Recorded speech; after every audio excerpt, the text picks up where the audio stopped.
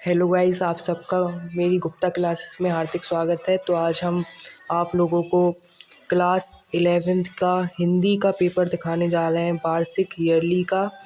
इससे मैं 100% श्योर हूँ कि आप लोगों के बहुत अच्छे नंबर आएंगे अगर आप इस पेपर को सॉल्व करेंगे। देखिए मैं लाया हूँ और ये सभी प्रश्न अनिवार्य हैं और आपको ये सभी प्रश्न अच्छे से लिखने हैं। उनके सभी प्रश्नों के अंक उनके सामने भी लिखे हुए हैं। आपको ये प्रारंभ में ये 15 नंबर, ये 15 मिनट है, इसको आपको प्रश्न पत्र को पढ़ना है। सबसे पहला क्वेश्चन है, कलम का सिपाही के लेखक हैं। अगला है किशोरी लाल गोस्वामी। और फिर इसी प्रकार से ये 5 आपके एमसीक्यू दिए जाएंगे। ये गद्य साहित्य के होते हैं, इन्हें आप स्क्रीनशॉट ले लीजिए। और हमारा नेक्स्ट क्वेश्चन अगला दूसरा आता है, वो गद्य का हो गया। अब पद्य का आएगा। पद्य में भी 5 क्वेश्चन होते हैं। ये 5 क्वेश्चन है। जैसे कठिन काव्य का प्रेता किसे कहा जाता है, तो इसका केशव दास है। और ये 5 हो जाएंगे। और अगला क्वेश्चन आएगा, गद्य से आएगा, व्याख्या आएगी। और इसमें हमें अथवा में 2 क्वेश्चन दिए रहते हैं, उनमें से हमें एक करना होता है। और प्रति क्वेश्चन के सामने यानी 2-2 अंक का होता है। और ये हमारे 5 क्वेश्चन करने होते हैं। या तो आप ये वाला करें या फिर ये वाला करें, आपको इन दोनों में से कोई एक करना है। अगला क्वेश्चन आएंगे, तो ये हमारा पद्य का आ जाता है। इसमें भी हमें अथवा में 2 क्वेश्चन दिए रहते। अगर हमें ये नहीं आ रहा तो हम ये कर लेंगे, ये नहीं आ रहा तो हम ये कर लेंगे।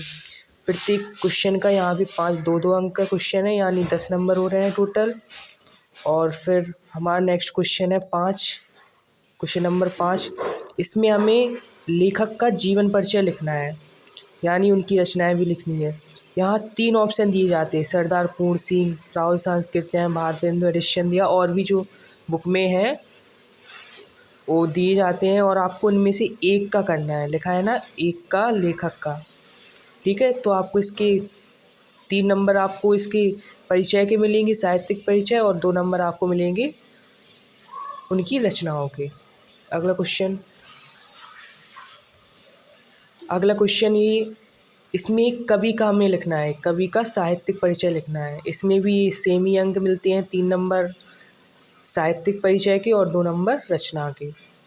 अगला क्वेश्चन है हमारा, समय या कहानी का सारांश अपने शब्दों में लिखिए। ये 5 नंबर का आता है। इसमें आपको या फिर समय का लिखना है या बलिदान कहानी का सारांश लिखना है। और फिर अगला क्वेश्चन है क्वेश्चन नंबर 7, स्वपठित नाटक के नायक। आपके बुक में जो भी नायक हैं उसका आपको चरित्र चित्रण लिखना है। और ध्यान रखिए, इसको आप हेडिंग वाइज लिखेंगे तो बहुत अच्छा रहेगा। अगला क्वेश्चन है क्वेश्चन नंबर 8, संस्कृत गद्यांश का संदर्भ सहित हिंदी अनुवाद करना है आपको। और आपको यहाँ 2 पैसेज दिए रहते हैं, आपको उनमें से केवल एक को ही सॉल्व करना है। आपको यहाँ संदर्भ के 2 नंबर मिलेंगे और आपको व्याख्या करनी है, उसके 5 नंबर मिलेंगे। तो टोटल आपको मिलेंगे 7 नंबर। अगला ये श्लोक के जरिए आता है। आपकी बुक में जो संस्कृत खंड में जो श्लोक दिए रहते हैं उसमें से आपको, अगर आप संदर्भ लिखते हैं तो आपको 2 नंबर मिलेंगे। और आप इसकी व्याख्या करते हैं, आपको 5 नंबर, यानी टोटल आपको 7 नंबर मिलेंगे इसमें। अगला है क्वेश्चन नंबर 9। ये ग्रामर का खंड आ जाता है और व्याकरण का आ जाता है। और इसमें निम्नलिखित मुहावरों एवं लोकोक्तियों में से किसी एक का अर्थ लिखना है और आपको वाक्य प्रयोग भी करना है। जैसे घोड़े बेचकर सोना, तो आप इसका अर्थ लिखेंगे निश्चित होना, निश्चिंत होना, और आप उसका फिर वाक्य प्रयोग कर देंगे। ये आपको एक करना है, तो आप एक नंबर का अर्थ लिखेंगे और 1 नंबर का वाक्य प्रयोग, तो आपको 2 नंबर मिल जाएंगे। अगला क्वेश्चन नंबर 10, संधि विच्छेद करना है। आपको संधि विच्छेद करना है। फर्स्ट क्वेश्चन है परमार्थ का संधि विच्छेद, तो आपको ये एमसीक्यू वाइज में करना है। आपको एक ऑप्शन जो भी करेक्ट लगे आपको उसको चूज करना है। अगला क्वेश्चन है रमेशा का संधि विच्छेद, तो आपको इससे सेम वही प्रकार से करना है। और थर्ड क्वेश्चन भी आपको सेम इसी प्रकार से एक एमसीक्यू को फाइंड करना है। अगला क्वेश्चन दूसरा है निम्नलिखित में विभक्ति और वचन का भी चयन करना है। तो आपको ये भी एमसीक्यू वाइज है दोनों क्वेश्चन, आपको इसमें भी एक एक एमसीक्यू को चूज़ करना है जो आपको सही लगे।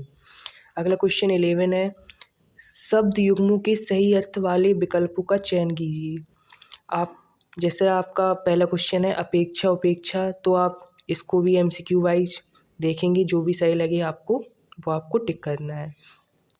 इसी प्रकार हरिहर में भी करना है आपको। और अगला क्वेश्चन है, किसी निम्न में से एक शब्द के दो अर्थ लिखने हैं, जैसे हार है, पानी है, तो आपको किसी एक शब्द के 3 दिए ना आपको, हार, पानी, वर, तो आपको एक के 2 अर्थ लिखने हैं, तो आपको 2 नंबर मिलेंगे। और 11 पार्ट में ही थर्ड पार्ट है, निम्नलिखित में से किन्हीं 2 के लिए एक शब्द लिखने हैं आपको, ये 2 नंबर का है। आपको इन चारों में से किसी 2 को चुनकर उनके अर्थ लिखना है। तो ये हमारा क्वेश्चन नंबर 11 के 3 पार्ट हो गए। ये चौथा पार्ट है, निम्नलिखित में से किन्हीं 2 वाक्यों को शुद्ध करके लिखिए। तो आपको ये 4 में से कोई 2 को जो शुद्ध मतलब जो अभी तो ये गलत लिखे हुए हैं, आपको इन्हें सही कर कर लिखना है। अगला क्वेश्चन नंबर 12 है, हास्य रस की उदाहरण सहित परिभाषा लिखिए। तो ये 2 नंबर का मिलेगा, या आप इसको ये दिया गया है आपको, उसमें आपको प्रयुक्त रस का नाम लिखना है, कौन सा रस है। जैसे ये वियोग श्रृंगार रस है और इसका स्थायी भाव भी रति प्रेम होता है, तो आप लिख दीजिए। और 12 का दूसरा क्वेश्चन में अलंकार की आपको लिखना है, या इसमें कौन सा अलंकार है। तो मुझे तो ये अनुप्रास लग रहा है, तो आप लिख दीजिए अनुप्रास का नाम, तो आपको 2 नंबर मिल जाएंगे। अगला है चौपाई छंद। चौपाई छंद की या फिर आप परिभाषा लिख दीजिए उदाहरण सहित, या तो आप इसका ये 2 लिखी हैं उनमें आप प्रयुक्त छंद का नाम बता दीजिए। अगला क्वेश्चन है, आपको किसी बैंक के यानी आपको प्रार्थना पत्र लिखना है, एक बैंक की शाखा को, अथवा या आपको ऋण प्रदान करने हेतु एक पत्र लिखना है, तो आपको इसमें 6 नंबर मिलेंगे। आपको पूरा एक पेज वाइज लिखना है इसको। अगला है लास्ट क्वेश्चन है, आपको निबंध लिखना है, ये 9 नंबर का होता है। आपको कम से कम 3 या 4 पेज का तो लिखना ही लिखना है। अगर उम्मीद है आपको ये वीडियो मेरी अच्छी आई और आपको ये वीडियो अच्छी लगे तो चैनल को लाइक करें, सब्सक्राइब करें और बेल आइकन ज़रूर प्रेस करें, ताकि अगर मेरे आपके नए वीडियो आपको जल्दी ही जल्दी पहुंच सके। सब्सक्राइब करना ना भूलें।